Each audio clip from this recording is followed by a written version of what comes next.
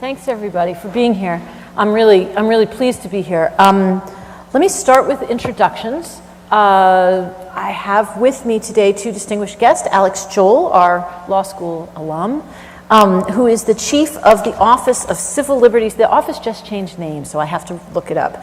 The Office of Civil Liberties, Privacy, and Transparency for the Office of the Director of National Intelligence.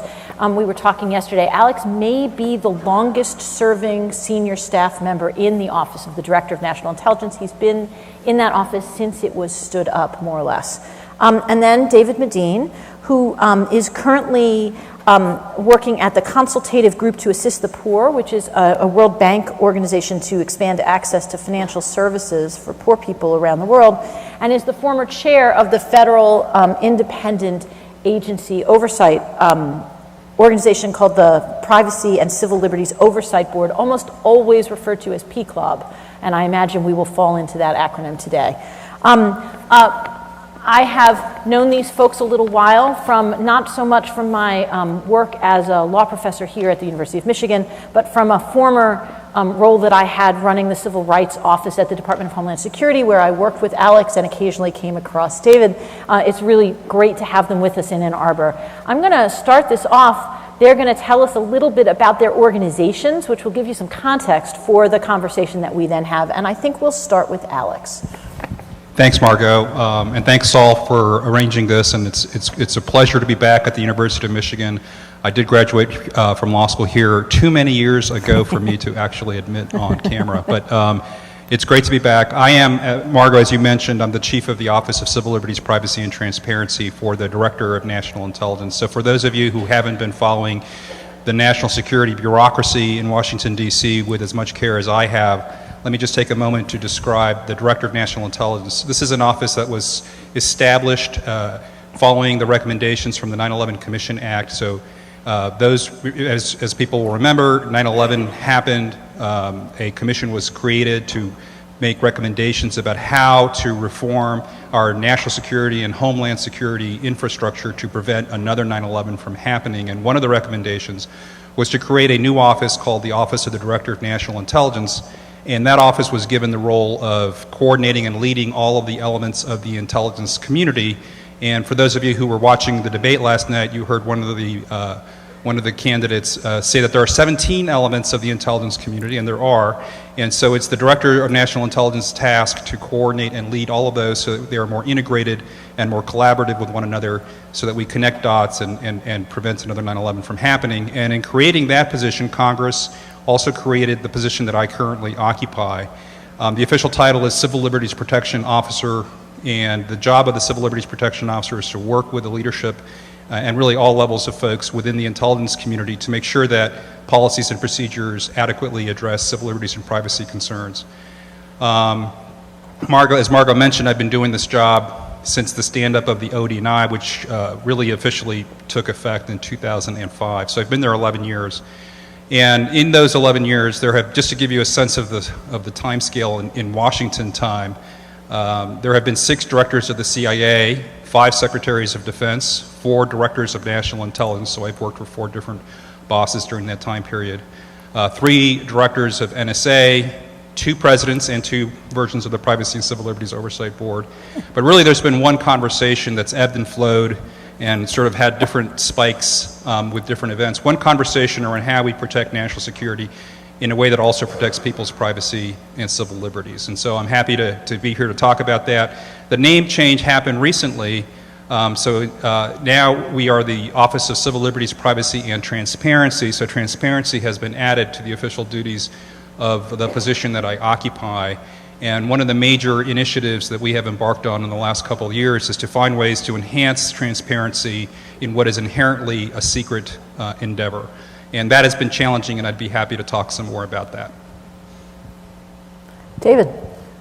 Thanks, Margot, and thanks to the university for inviting me here for my first time in Ann Arbor, which is a great town. I want to talk a little bit about the organization I formerly chaired up until July 1st, which is the Privacy and Civil Liberties Oversight Board. It also arose out of the 9/11 Commission report that Alex was just referring to. In that report, and I commend you to read it if you haven't already, it's a fascinating discussion of what went wrong on 9/11 and how we can do a better job protecting our country. And it's about 500 pages, and about the first 499 are how we can gather more information, connect the dots better, change our organizational structure, and about page 500, the report goes, and by the way, let's not go too far in the direction of security and forget about privacy and civil liberties, because that's what makes our country great, is we value both. And in fact, the 9/11 Commission takes the position you have to have both privacy and civil liberties and national security. And the Commission recommended the creation of an entity to try to balance those values in the U.S. government. There have been actually 3 versions of the board. The first was a interagency group that was established by President George W. Bush in the White House. That was followed by a 5-member board that was also located in the White House. But after that board started its work, one of its members, a Democrat, quit in protest and felt that the White House was unduly interfering with that board's activities. And so Congress created PCLOB, version 3.0. Some people think of PCLOB as a disease, but it actually stands for Privacy and Civil Liberties Oversight Board, and created a 3rd version, which is an independent agency in the executive branch, which sounds like a bit of a non sequitur, but it actually works quite well. It's independent in that the board can say what it wants and take any positions it wants without having to clear them with the President or the Office of Management and Budget. But it's in the executive branch, which means it has access to classified, privileged communications, which allows it to do its job, which is to oversee counterterrorism efforts by the 17 intelligence agencies. So it's quite a broad mission. The board was, again, reconstituted, and finally I was nominated by President Obama in December 2011, and thought things would proceed smoothly after that, but it took the Senate 510 days to confirm me. And so I took office the first week in June 2013, and we actually had no office. We had no email, no website, and 2 temporary staff people. That was on Monday. On Thursday, the Snowden leaks occurred. And I had to decide whether the board was going to be relevant or not. And so on Friday, I wrote to Alex's boss and said our board would like a briefing on the 2 programs that Snowden leaked, the 215 and 702, which we can talk about later. And P.S., I have no security clearance. On Monday, I had a security clearance. On Tuesday, we were briefed at the Justice Department with the CIA, NSA, FBI, and all of that about these programs. And then 2 weeks later, we were sitting in the Situation Room with President Obama talking about how we strike the balance between national security, privacy, and civil liberties. So it's quite an exciting time, and we can talk a little bit later, but the board has issued 2 reports, and I've left the board, but it's now working on its 3rd report on something called Executive Order 12333. Great. So we'll try to catch people up who don't know about 215, 702, and 12333, not quite yet. What I really want to start the conversation with is to ask you each a question. I mean, we're very close to an election, and what I want to know from you each is what you think the top, 1 or 2, not top 10, but top 1 or 2 issues facing the next administration are going to be in the world of surveillance and civil liberties. We can start. Why don't we start with David, actually? We'll start with the guy who no longer works for the government. Right, so I can speak freely about it. Well, I think there are 2, related things that the next president needs to think about. And one is, how do we balance national security and privacy and civil liberties in the next administration? We're obviously living in a dangerous world. We have terrorist attacks at home and abroad.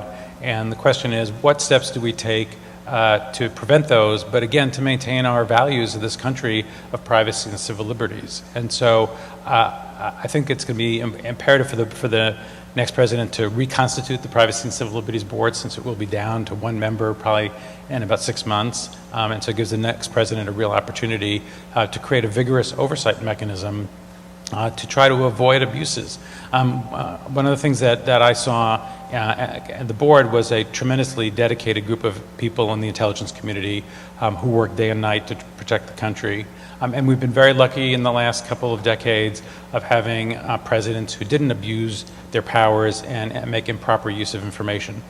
We don't have to look that far in the past to Watergate, to surveilling Martin Luther King Jr., to rounding up the Japanese in internment camps, to see that if the government isn't performing well and is doing improper things, there should be vigorous oversight mechanisms. So I think it's going to be critically important to make sure that whoever the next president is that there be appropriate oversight to give the public confidence about how its intelligence community is operating and give the world confidence as well. Then I think a specific thing that the next president is going to have to focus on is the renewal of the so-called 702 program. And briefly, that's a program where the U.S. government gets access through U.S. companies to the communications of non-U.S. persons who are outside the United States for foreign intelligence purposes. So let me just interrupt for 1 second to let the group know that what a U.S. person means is a United States citizen or a legal permanent resident here in the United States. So when we say U.S. persons, that doesn't only mean citizens, it means certain long-term visitors as well. Right, so this is an authority that... and corporations, too. Right, U.S. corporations. So it's an authority that expires at the end of next year. Our board did a very comprehensive 200-page study of this program and found that it was very effective in thwarting terrorist plots and providing information to our decision makers. We made some recommendations, and I have some personal recommendations for changing it, but it's a valuable program and something that shouldn't expire. But I think there's going to be an important debate about how we protect particularly U.S. persons' information that's gathered incidentally as part of that program. Right, so I'm not actually going to do this where I next go to Alex, because I want to drill down on this a little bit first, and I think that'll make for a more coherent conversation. So the 702 issue that you've just referenced is the issue of incidental collection, and it might be useful just to tell people what incidental collection means. You want to do this, or shall I? Why don't you do it? Yeah, I can do it.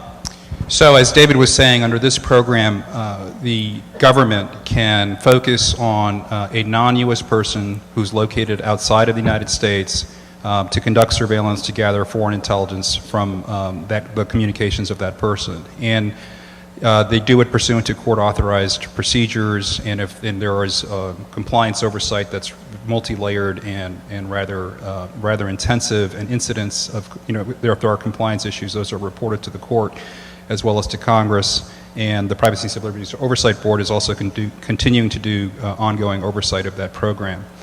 And when you communicate, when anybody is in a communication, be it a telephone communication or an electronic communication, there are people on the other side of that communication. So when we're saying that we're focusing on a particular individual who's located overseas to collect foreign intelligence, it's inevitably going to happen that that person is going to communicate with a wide range of people. And some of those people will be U.S. persons, inevitably. And so the question comes up, how do you deal with the incidentally, we call that incidental collection, because if we were trying to get the U.S. person's communications directly, if that was the actual target of the surveillance, we would have to go to the court and get an individualized order based on probable cause that we had the right to obtain information with respect to that particular U.S. person. So to the extent the intelligence community is focused on a foreign person overseas to collect foreign intelligence, there have to be procedures for how we deal with incidentally collected communications between that foreign person overseas and a U.S. person or somebody inside the United States. And so that's the issue. Great. Is so, how do you deal with those communications? Yes, absolutely. I just want to point out that incidental doesn't mean accidental. There's a different word that they use in the intelligence community to mean accidental, which is inadvertent, and that's not the same thing, right? So it's absolutely on purpose that when the IC, the intelligence community, collects the communications of somebody who is a foreign target, that whoever they talk to, that is collected as well. It's on purpose, it's incidental. Once that information is collected, there becomes a really important question of what to do with it. So if I call somebody who happens to be a target of a 702 collection, my phone call or my communication will be stored. And the question is what to do, and that, I think, might set you up. Yeah, I just want to also just fill out more about what the program is all about. The program currently has about 94,000 targets in the world, which is not a small number, but it is a targeted program, and with, I don't know, 6 billion people, it's actually a very, very tiny percentage of the population anywhere is actually subject to collection. There's some misunderstanding that this is a bulk collection program where we're collecting everyone's phone calls and emails. That's not the case. The second is there has to be a foreign intelligence purpose for the collection, but it's not limited to terrorists. So these are not terrorist communications where you would say, look, whoever a terrorist is talking to, that's pretty important, we ought to find out about it. These are people who could be business people, government officials, others around the world who may have relevant information that could lead us to a terrorist plot or provide some other foreign intelligence value.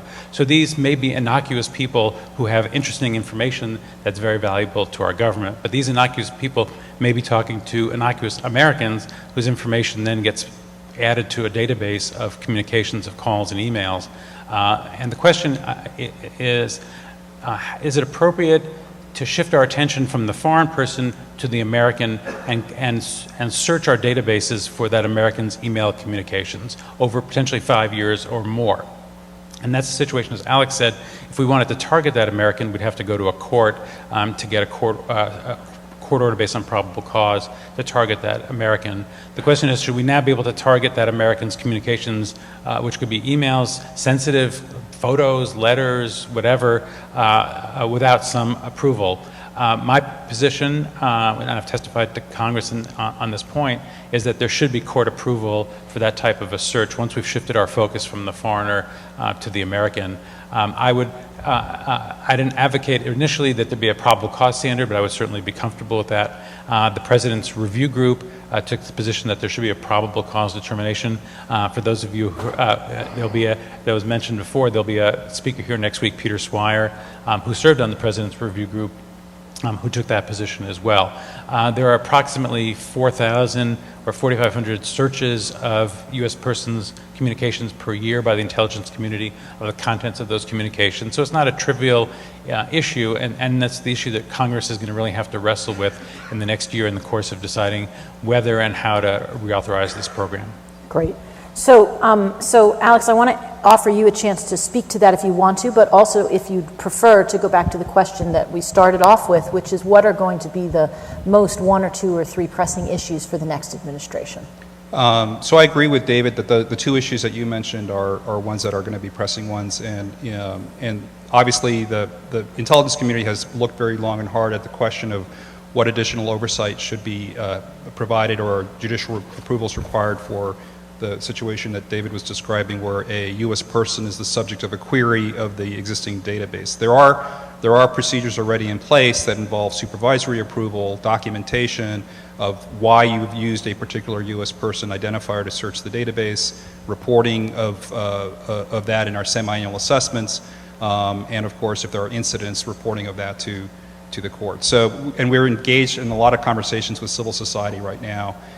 They want to get more granular, they want more information, so the different NGOs, ACLU, EFF, EPIC, CDT, Brennan Center, et cetera, we've been meeting with them, trying to get them answers to questions they have around trying to get more insight into it. So if I could just pivot from that to a broader question, as you were saying, I have maybe a more general philosophical point, which is we live in a world where change is not only constant, because change has always been with us and it's been part of what we've had to deal with as intelligence agencies, but I think that the pace of change is becoming increasingly rapid.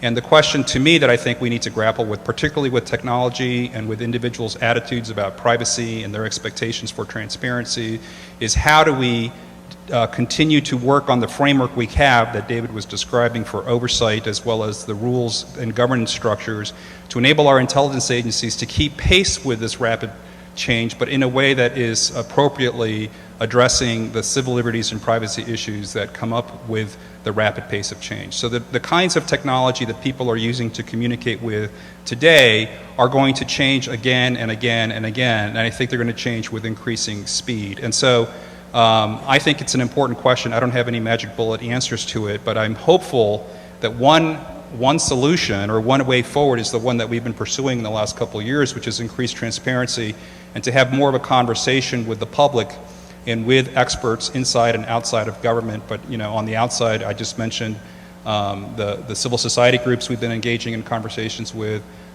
forums like this one, talking to academia.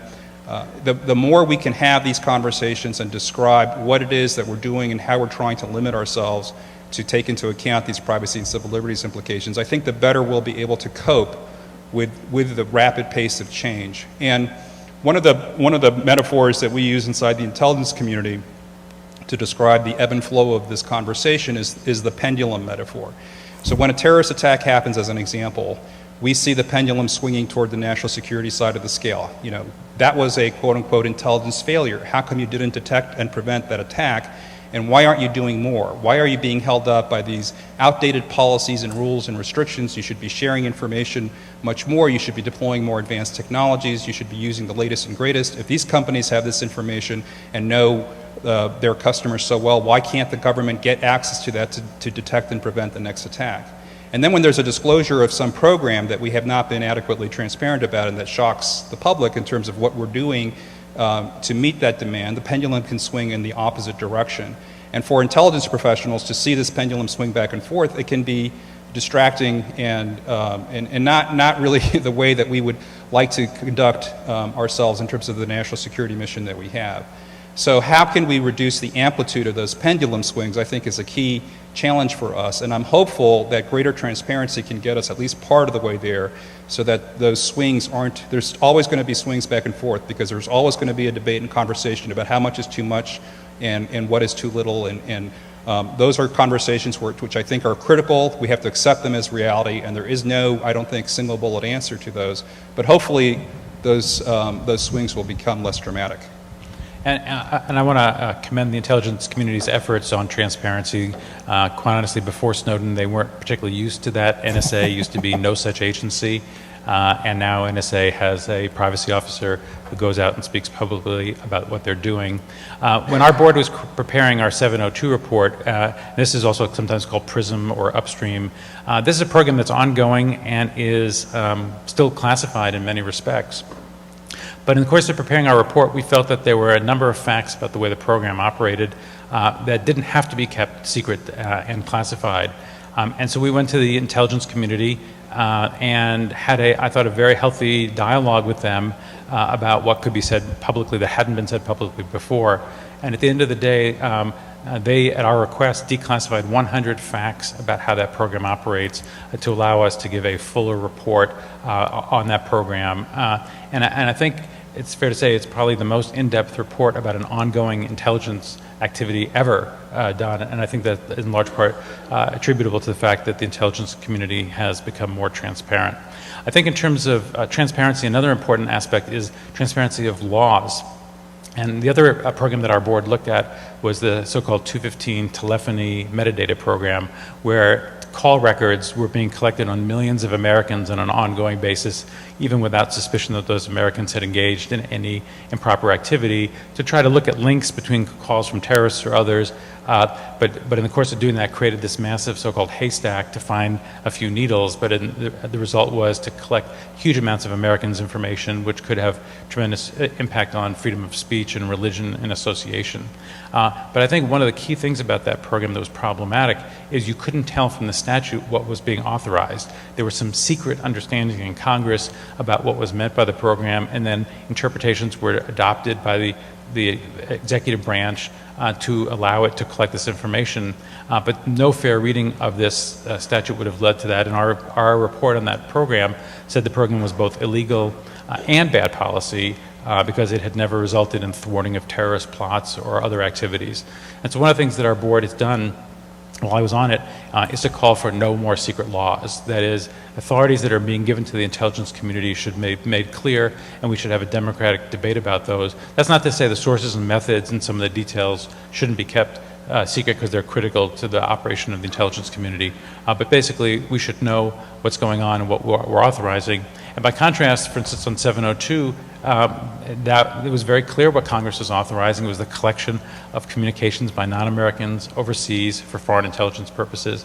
And that is a good example of how to legislate as opposed to 215, which is creating secret laws, and we lack that ability to have a democratic process. But how do we get to an end of secret laws when there isn't an Edward Snowden?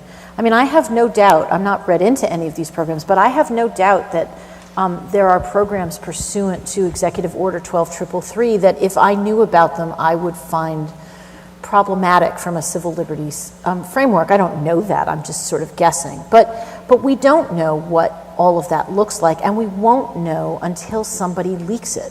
So how do we get to, I mean, it's great the way the P Club kind of used the Snowden disclosures to open up the conversation in a way that has been very, very helpful. But how do we do it without Snowden?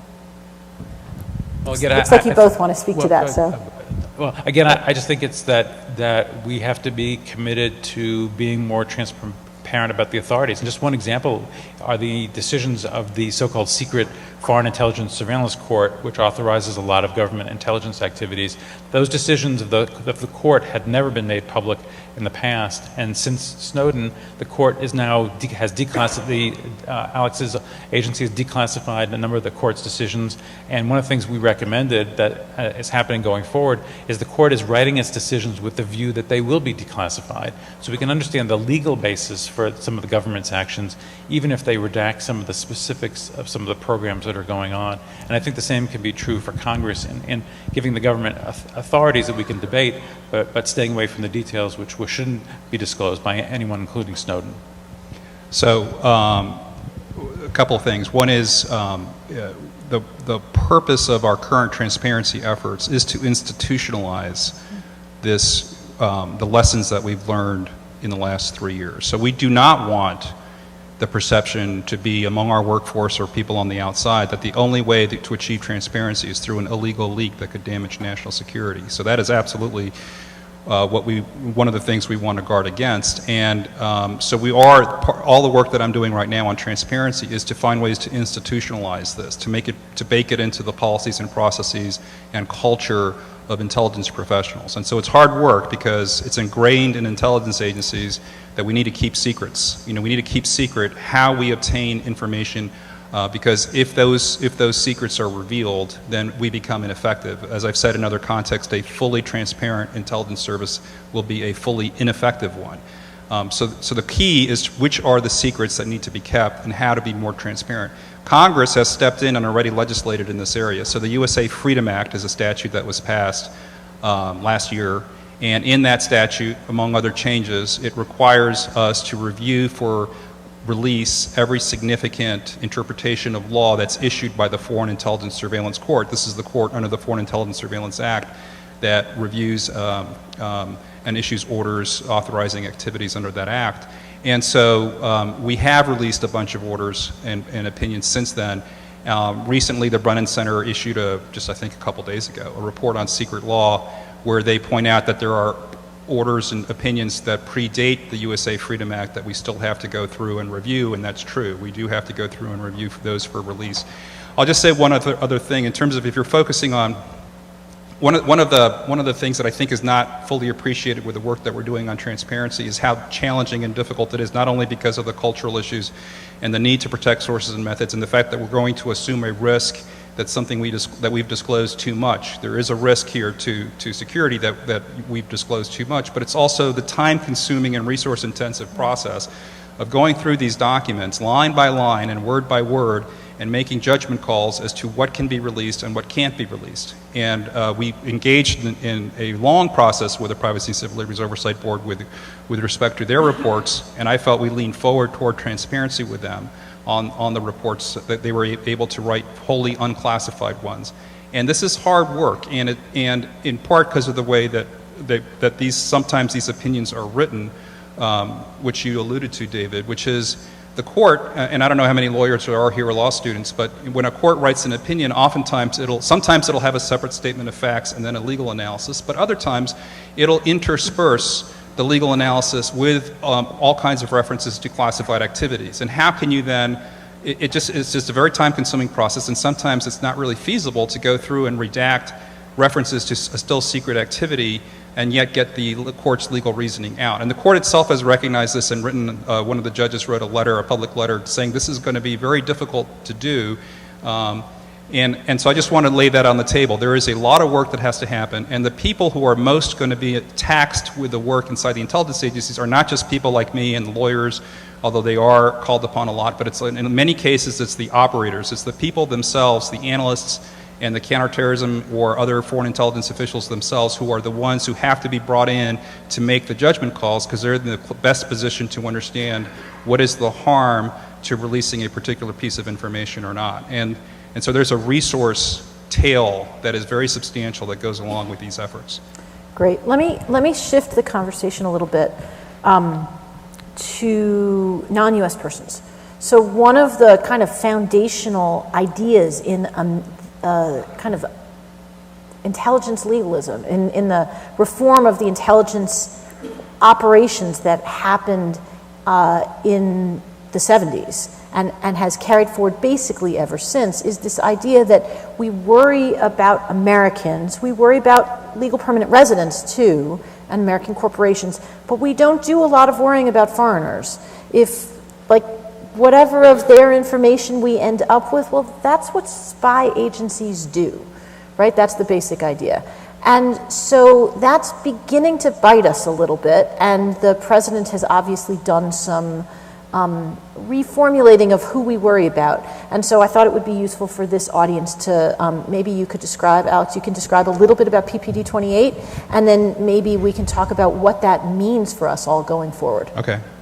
So Presidential Policy Directive 28 was issued by President Obama in January 2014, and it directs intelligence agencies to provide certain protections to people regardless of nationality. And Margot, as you were mentioning, a lot of our legal framework and the culture around what we do here in this country from an intelligence community perspective comes from the lessons we learned in the 1970s. In the 1970s, there were a series of hearings by the Church and Pike committees in Congress, and they found all kinds of intelligence abuses, particularly focusing on the domestic espionage activities of intelligence agencies in the decades leading up to the hearings. And there were findings that there was inadequate control, inadequate running things by the lawyers. One of the side effects of the Church Committee was a proliferation of lawyers in intelligence agencies, so it was good for lawyers. We had some rules that were put in place, basically with the Congress and the executive branch saying never again. We're not going to do this again. We're not going to have this kind of domestic spying for apparently political purposes, FBI spying on Martin Luther King and the civil rights movement, et cetera, et cetera. So there was a series of things, of course, that were detailed in those reports.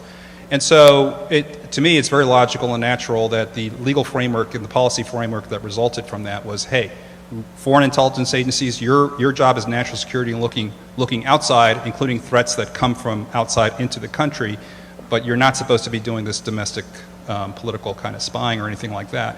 And so we have a lot of references to U.S. person in our legal structure. I've been talking to intelligence oversight organizations and reading up on what is going on overseas, and the fact that our legal system is structured in the way that it is not an accident.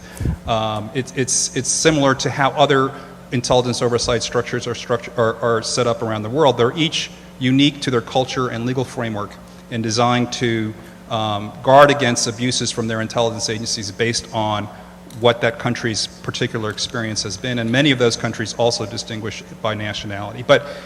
So under Presidential Policy Directive 28, we are granting to people regardless of nationality the same protections in terms of the same types of protections in terms of retention, particularly in terms of how much data we can retain and what use we can make of the data and how we disseminate it.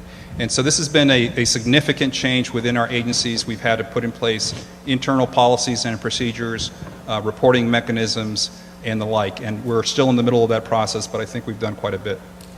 Great. Just to add, I think it's a somewhat bureaucratic-sounding name, PPD-28, but it's actually a big deal, and it's a huge change in outlook. And as Alex said, countries almost for a time immemorial have said, we spy on others freely and we protect our citizens, maybe. And now for President Obama to have turned that around and said, we will protect our citizens and we will also treat non-citizens in many ways, respects like our own citizens, is remarkable. I've spent a lot of time in my job with PCLOB meeting with foreign government officials and including many who were highly critical of the United States and 702 program and others after the Snowden leaks, and recently met with some legislators from a European country. And that's how people in the IC talk. They say things like a European country. Well, I don't. When you hear what I have to say, you don't want to. So I said to them, you've been critical of us. How do you handle things yourself? I mean, do you protect your non-citizens in your spying efforts in the same way you protect your citizens? And the response was, no, we're hypocrites. And so, I think it's a complex process. And I also used to enjoy going to meetings, international meetings, and say, please raise your hand, whatever countries who are there, if you have an independent oversight board of your intelligence community with full access to intelligence information to see if you're striking the right balance with privacy and civil liberties and national security, and no hands ever went up. So the United States is ahead on these issues of how we treat non-citizens. It's ahead on these issues of how we deal with privacy and civil liberties. Not to say that there aren't reforms that have been made and should be made in the future, but I think we've gotten an unfair rap in some of the criticisms that have come up. All right. So one of the things that struck me as you were talking, Alex, when you were talking about the Hoover era abuses involving Martin Luther King and so on, is that what came out of that has largely been the language that gets used over and over and over again is privacy and civil liberties and privacy, right? We talk about that all the time. The big missing value that's not embedded in the infrastructure in the same way is civil rights, right? There's no call out in the various documents you're talking about, in the laws, in the executive orders. There's no call out to race discrimination that says, hey, don't do that, or religious discrimination. And so to the extent that there are people now who think that there's a problem with the way that the intelligence community, or the FBI domestically too, is interacting with people of color, whether that's African Americans or Muslims, there's not the same infrastructure, I guess is what I want to say, in place in the IC to deal with that. And I wonder, there is a little bit in PPD 28, this much, but not very much. So I wonder what the two of you think about that. Is this a missing value, or is this just a nomenclature thing and actually, yeah, it's totally dealt with?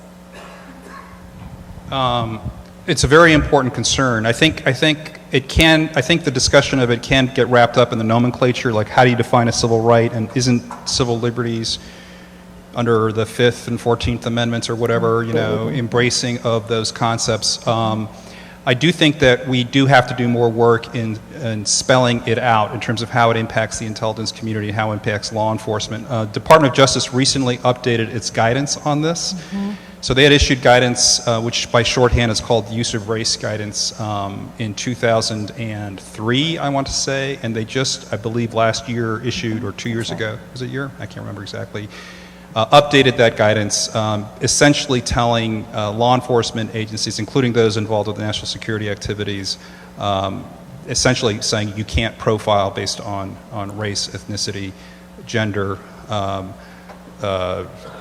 sexual orientation, et cetera. So there was, it's I think quite clear and well written. There are examples in it. For intelligence agencies themselves, outside of FBI, which is subject to these guidelines under their authorities, basically the guidance we've been giving is you cannot base any intelligence activity solely on the basis of one of these categories. Right, but who does anything based solely on anything? So it is a possibility. So you could base something solely on it. So you could, for example, look at people who are engaged in protests, and this is an area of active discussion. To what extent is this happening? You could look at people who are protesting, and based solely on the fact that they're protesting engaging in political protest, you could start trying to track those people. That would be solely based on their First Amendment That's fair enough. activities, But you could track people based on whether they're Muslim plus their travel patterns, and that wouldn't be solely on the basis of them being Muslim. It would be Right. Muslim plus travel patterns. So that's true. We have to get into more detail and more guidance on that. We are in a lot of conversations with the Muslim American community. They've obviously raised these kinds of concerns. Director Clapper has met with them. We are going to continue to meet with them. They're telling us their concerns in this area. One of the areas that I think is helpful, at least from an intelligence community perspective, is that we are looking at all sources of information. One of our core values is to seek the truth and speak the truth. In other words, collect information objectively and provide objective analysis, and not play into stereotypes, not play into the political flavor of the month, but really focus on the underlying objective information that we can gather, and to put in place caveats. And we have training to counter bias. So there are different kinds of analytic biases that can happen. There's hindsight bias, there's confirmation bias, there's other kinds of biases, some of them more nefarious, that we are on the alert for, to try to make sure that people aren't engaging in that. But it's a conversation that we have to continue to have, and we need to do more training and guidance on that. Great. Anything to add about civil rights? Just that at least in my experience with the board, is that we didn't draw such a bright line distinction between those. First Amendment has religion protection, and that can extend to Muslims and surveilling Muslim activities. Equal protection can deal with race issues, and so I think that at least my view is that the outlook was sufficiently broad to cover maybe not all, but most of those issues. That's interesting. I have to say that my former role as the head of civil rights and civil liberties was pursuant in part to the same statute that Alex serves under. But only DHS has an office where it's called out to be both civil rights and civil liberties. And I do remember a number of conversations with my analogous people at various elements of the IC and other agencies. And if I ventured too far into what was the core of my job, which was the civil rights piece, they would say things like, remember, we're a civil liberties organization. We're about the First Amendment. We're not really about the Equal Protection Clause. That's a little different. They didn't always say that, but they didn't never say it either. So it's been a concern of mine for, since I've been in this world. Well, let me ask one more question, and then I don't promise not to have any more after that, but we'll at least start to get some conversation from the audience. And my question to finish things up for this first segment is, what are the elements of effective oversight? And I take that you're from the position of being the overseer. And Alex, you're in sort of this boundary spanning position. Are you overseer or are you overseen? That's kind of the question. And so, but I might ask you to take on the position of the overseen, just so we can get a little bit of variation here, and ask you both that question. And you might think about Congress when you answer this question too. I don't know that Alex would be willing to do that, but maybe you could. Well, I mean, as Alex will probably say more, there are lots and lots of oversight mechanisms in the federal government, of the intelligence community. Some say it's one of the most regulated parts of the government's operations. But in terms of, I guess, effective oversight, I think there are a number of important characteristics. One is access to information. You obviously can't conduct effective oversight if you can't see what's going on. And our board, every board member and every staff member has to have a top secret SCI, which is the highest level of security clearance. And during my time at the board, we had access to some of the most sensitive materials that the U.S. government has. And I think without that you can't effectively see what's going on. We also have to have independence, and one example of our independence was that on the Section 215 report, the telephony metadata program we talked about earlier, we concluded, as I mentioned, that the program was not legally authorized. President Obama disagreed with us and felt that the program was legally authorized. In fact, the day we issued our report, the White House press secretary issued a statement disagreeing with our report. But the fact that we could disagree with the President of the United States on our oversight was and is critical to effective oversight, that we're not captured. The board can express itself freely. Access to information, again, is also important. The board has authority to request that subpoenas be issued by the Justice Department to private sector players if information isn't available voluntarily. The board hasn't had reason to do that yet, but the board has that subpoena authority and then has a legal authority to gather information otherwise. And then report to the public where we can, and to the President and to Congress where classified matters are involved.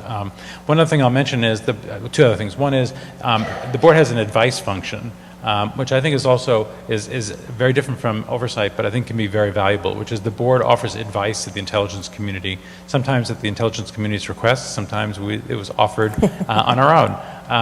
And I think it's important for the intelligence community to have a chance to essentially get feedback on maybe highly secret matters that it can't go to the public on and it can't go to civil society on, but can go to our board and get some sometimes unvarnished feedback on whether what they're proposing to do is a good or a bad idea. But I think that has been, and I think it can be a very important focus. I guess one last thing I'd mention is efficacy. Is looking at one of the things that our board has focused on quite a bit is, are these programs working? Is this a good use of tax dollars?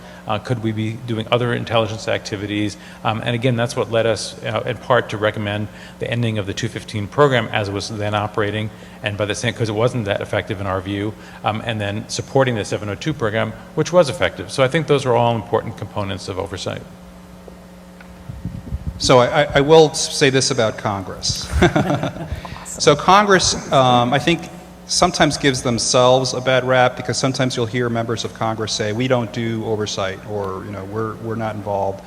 From our perspective, they do very extensive and granular oversight at a line item basis. And anyone who's worked in a government agency probably has an idea of what I mean by that. And the intelligence agencies are by no means immune from that type of oversight. So we're up on the Hill countless times providing briefings. We give them countless reports. A lot of information is being requested and provided. There's a lot of back and forth at the staff level and at the member level.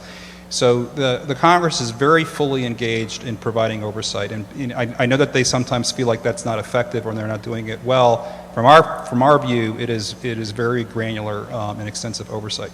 I agree with what David said in terms of let me just put a slightly different spin on it from the overseeing perspective. And one is that I think it's important for the relationship to be a non-adversarial one. And so that is an important distinction. I agree that it has to be independent. So you can't compromise the independence by having a non-adversarial relationship. But if you have an adversarial relationship with any entity on the outside, it makes everything more difficult. It just adds so much more friction to the system. And so I think for oversight to be effective, you have to have this sort of much more of a trust relationship where we trust that the oversight entity will use the information appropriately, there won't be any security issues with how they handle the information, and they're going to exercise their responsibilities judiciously and responsibly. And I think this goes to your point, David, in terms of having access to information. I think it's essential that oversight entities have access to the information they need for their oversight duties.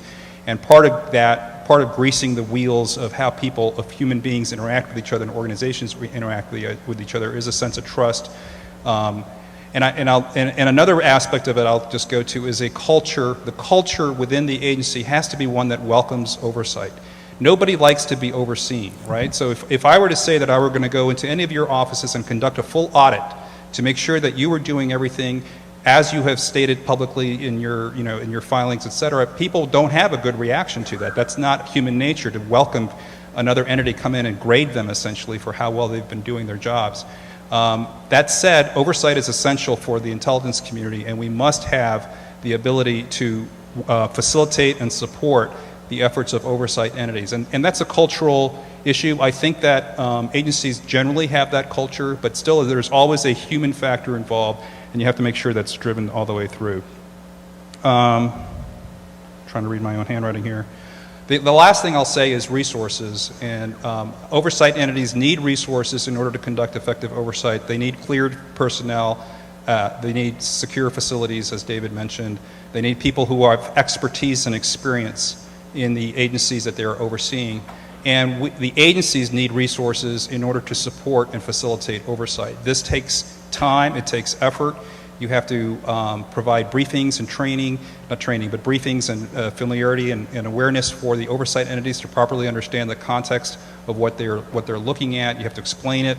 You have to make your people available for their interviews and briefing requests. You have to find and produce the documents that they request. And all of that takes time, effort, and resources.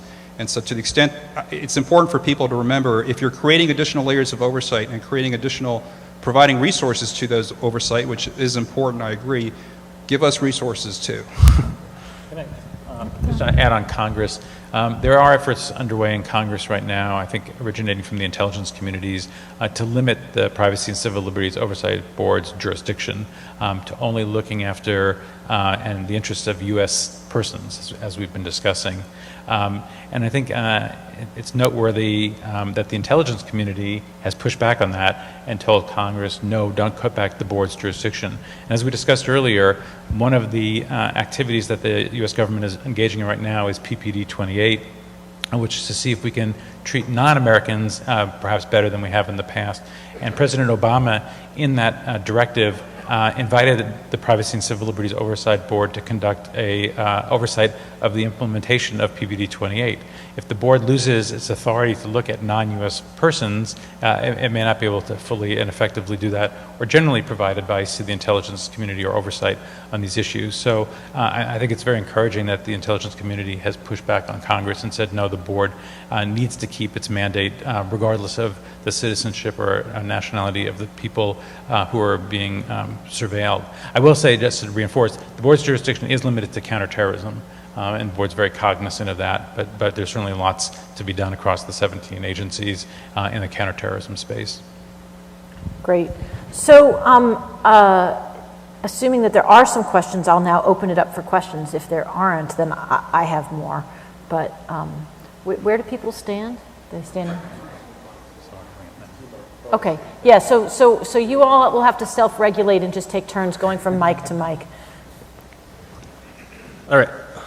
So last year we saw... Oh, I'm sorry. If you don't mind, you don't have to state your name if you don't want to, but if you don't mind, it would be awesome, and where you're from. Sure. I'm Adam. I'm from Duo Security.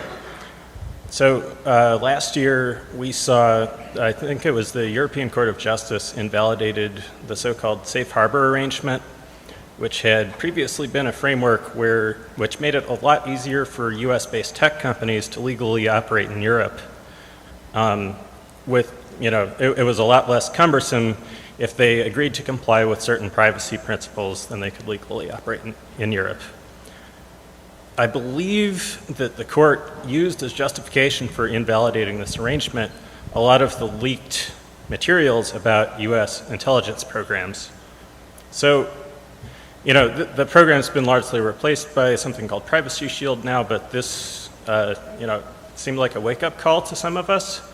So my question is, to what extent does the US intelligence community consider possible economic damage that could be done by this sort of erosion of trust if it becomes a lot harder for our tech companies to remain competitive abroad? Great. Which of you guys would like to talk about? So yeah, I can talk about Perfect. that. So just to give some more background on what you were just describing. Since 2000, companies have been able to, I think of it as exporting personal data out of European Union countries to the United States under something that you have just accurately described as the safe harbor, which were high-level principles that companies would sign up to, certify that they were in compliance with, in order to have the transfer of data from European Union to the United States be deemed adequately protective of privacy in accordance with the European Union's Data Protection Directive, which has recently been updated into a regulation. Then there was litigation in the European Court of Justice by Schrems, I'm not exactly sure what his background is, but anyway, he's an individual who filed a lawsuit challenging it. And you're right that the court, it was really the Advocate General, who is their sort of senior legal advisor, wrote an opinion relying on press reporting coming out of the Snowden revelations in 2013.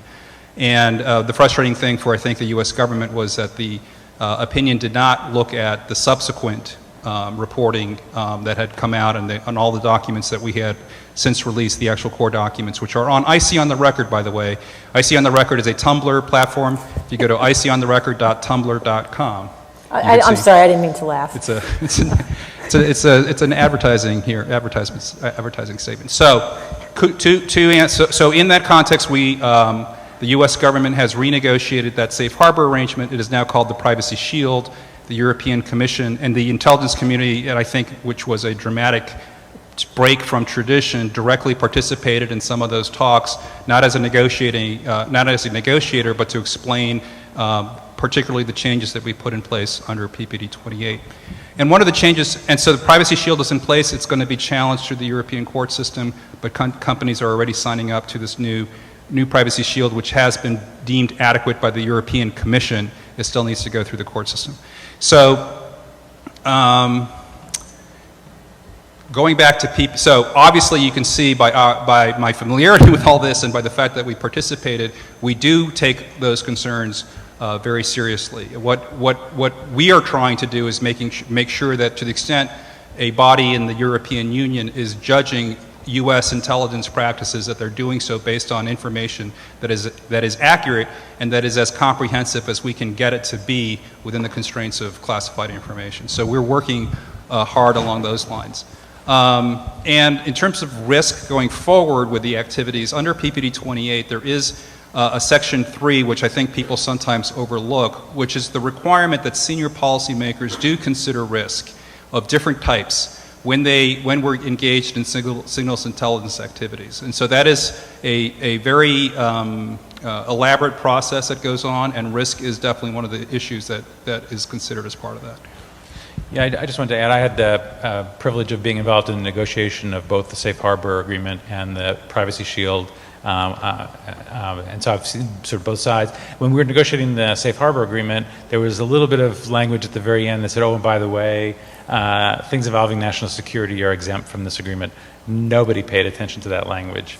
Obviously, Mr. Snowden changed people's views about that, and that's in part why the safe harbor was struck down. But I just want to emphasize that the European Court of Justice relied on leaked documents, and I think it's an example of how it's a mistake to rely on the snippets sometimes with inaccurate information or inaccurate conclusions one can draw from leaked documents. The court didn't read our report on 702, 200 pages of discussing in detail how the program operates, and the court's characterization could not have been more different from what we found in our report against targeted judicial oversight, on and on and on. And so one of the things that I did in the Privacy Shield negotiations, along with colleagues of Alex's, is to explain to the Europeans how the program operates.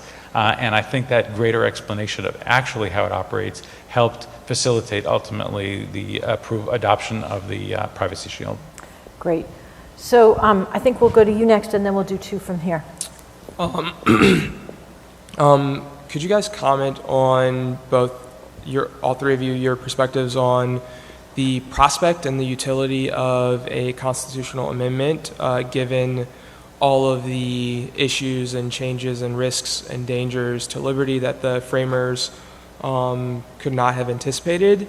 And could you additionally comment on the prospect of a sort of like constitutional convention, given that the number of issues that come up in the information age, possibly could not be covered under a single amendment?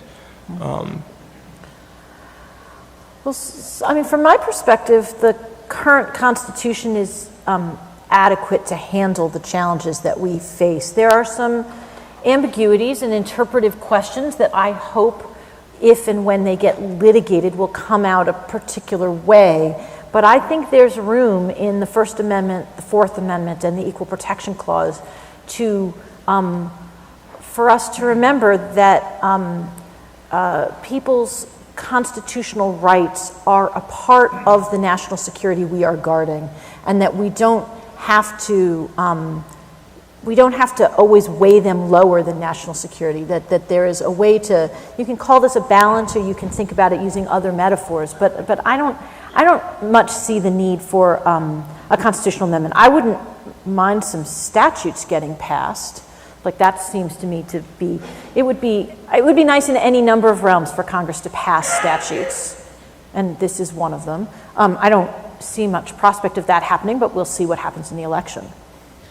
I think the Constitution has worked remarkably well, given the age of the document, particularly as mentioned under the First and Fourth Amendments. And you have to look at some recent Supreme Court cases over the years where the Supreme Court has adopted the Fourth Amendment to take into account new technologies. There was a case a number of years ago, and I believe Justice Scalia wrote the opinion, and said that the police were focusing on some people who were growing marijuana in their house and had grow lights, which created heat and light in the house, and the police were measuring the heat levels across the street. They weren't invading on the space of the house or listening in on conversations, and yet the Supreme Court said that that was a Fourth Amendment issue, taking into account the new technologies. More recently, the court in the Riley case said that police can't seize a cell phone and examine all of its contents incident to an arrest. And that's taking an old constitutional provision, the Fourth Amendment, and recognizing that technology has changed so much that cell phones are not what they were, or are not similar to phones years ago, but have our lives on it, our communications, our record, our videos, whatever, and that's also entitled to Fourth Amendment protection. And so I think the court is evolving its interpretation of the Fourth Amendment to take into account new technology. So I guess I personally wouldn't favor any constitutional amendments in this area. This is a manifestation of something that I call old rules, new tools. So the question comes up a lot, like, do we need a specific new rule to deal with this new tool, or can we still rely on the old rules like the Fourth Amendment? And I guess I have some warning signs about trying to craft new rules every time technology changes. In my view, technology changes unpredictably and at an exponential rate of change, as we've discussed. Policies and rules change much more slowly, incrementally. And human nature, we've been the same for a long time, right? So human nature is pretty much immutable. And the problem I have with trying to adjust the rule every time we have new technology is that we're always going to be playing catch-up, A. And B, I don't have faith that a bunch of well-intentioned lawyers will understand the technology well enough to write an accurate rule, that the rule will mean what we think it means. Even with that technology that we're trying to cover, much less the technology as it's going to have evolved into by the time we all agree on what the rule is. That said, we have to update rules, and so sometimes the rules are simply outdated, especially when they seem to be based on particular understandings of technology. So we do have to continuously go through this updating process. But you can count me in the skeptic camp in terms of how well a group of folks sitting in a room or across the country in terms of what would have to happen with an amendment to the Constitution how accurately they'll get it right. Great. So we have 10 more minutes and a bunch more questions. I think what I'd like to do is take the next two from here, both at once, and then we'll kind of see if they group. If that doesn't work, it'll have been my bad. Okay. Hi. I'm John Gallius. I work here at the university for LSAIT, and my question is, in the past year, there's been quite a bit of discussion about weakening or even backdooring encryption to allow IC and law enforcement special access. Opponents have not only voiced privacy concerns, but also numerous technical, scientific concerns about securing such a backdoor from being compromised. What are your thoughts on this? It's such a great question. Encryption was the big thing on my list that we hadn't gotten to, so thank you very much. My name is Philip Donato. I'm a veteran of the United States Air Force, so I worked on a secret level when I was in there, and I have several friends that were at a top secret level. And we've discussed at length for a long period of time now about certain leaks, such as the WikiLeaks from a candidate server. And one of the major issues that we have is that information that was highly classified was transferred over a server that was not in a secret or top secret classification. And I was just curious as to what your thoughts and what agency's thoughts were as far as the events that occurred, if you can speak on them. Great. So encryption and leaked email. Those are our topics. Both complex topics for a 1 or 2 minute discussion. when I was at the board, we did look into the encryption issue, at least in terms of educating ourselves, and met with the FBI and also met with tech companies. I guess where I come out in a short discussion is that encryption is inevitable, and it is frustrating for the government to not get access to information. But I think there are so many benefits to encryption in terms of economics and banking system and free speech in other countries. That it just doesn't make sense to try to mandate a backdoor that could be compromised.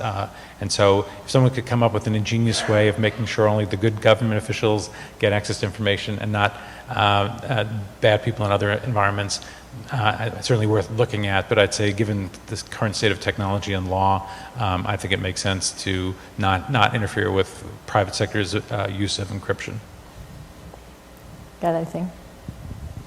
So I'm not going to comment on the email question, other than to say that I think the FBI has already put out a very comprehensive statement, and I'm not going to add to that.